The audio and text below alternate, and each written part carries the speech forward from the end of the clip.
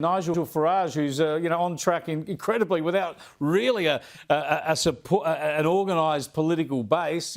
He's leading in all the polls. He wants to stop the boats. Here's Nigel Farage.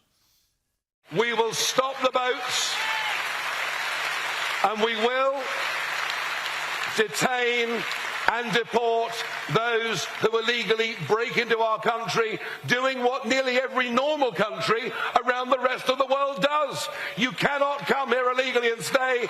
We will stop the boats within 2 weeks of winning government. Yeah, well, I was going to say it's easy to say that. It's actually not easy to say stop the boats. You get criticised just for saying it, but it's even more difficult to actually do it.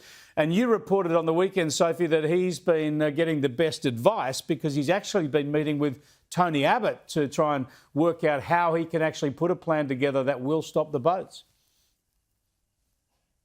Well, Chris, look, the pair have known each other for some time. Obviously, Tony Abbott was extremely successful in stopping the boats. I often get asked here about how the Australian government, when Mr Abbott was Prime Minister, how did he do it?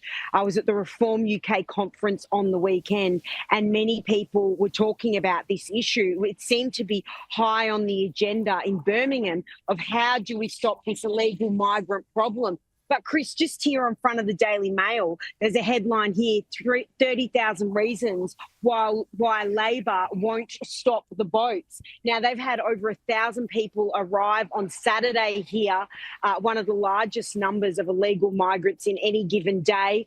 This number, 30,000, is the highest for some years up until this point now. They cannot get control of it. Nigel Farage says if he wins government, he will stop it within 2 weeks. He's now walked that back and said, when legislations change, he will stop this within 2 weeks. So he's had to be careful around his wording here, Chris, because people will hold him to that when he's saying if he wins the election, he'll stop it within 2 weeks.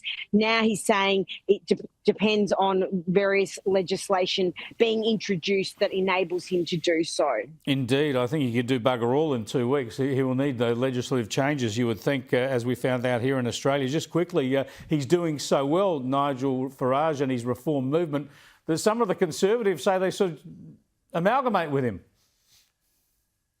Well, they are indeed, Chris. I spoke to Sir Jacob Rees-Mogg, who was a former House of Commons, a Tory minister under Boris Johnson, on the weekend, and he said that he hopes that the Tories and Reform at the next election could unite and form similar to the coalition in Australia with the Liberals and Nationals. But I'll tell you one thing, Chris, no one is laughing at Reform now. They only have 4 seats in the House of Commons. There is not meant to be a general election till 2029, but I can assure you that every political party is taking Nigel Farage and Reform extremely seriously because they are dominating in the polls and they are continuing to set the news agenda. And as we know, Chris, Labor had a major overhaul of its, various ministers last week. So they are in damage control as well.